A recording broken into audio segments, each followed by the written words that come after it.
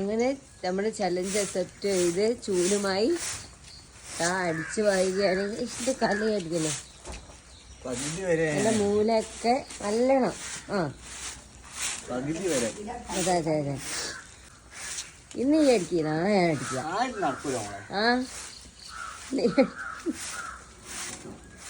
ഇന്നെന്തായാലും ഈ അടിക്കുക. ഇവിടെ വരെ ഇവിടെ വരെ.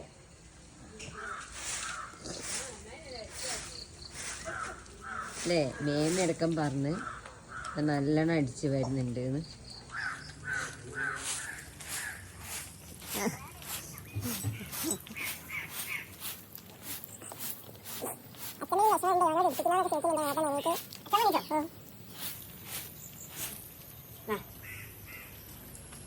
ഞാൻ ചൂല് കൈമാറുകയാണ് ഗൈസ്. ഇനി ഇവളോട്ട് വീഴാം.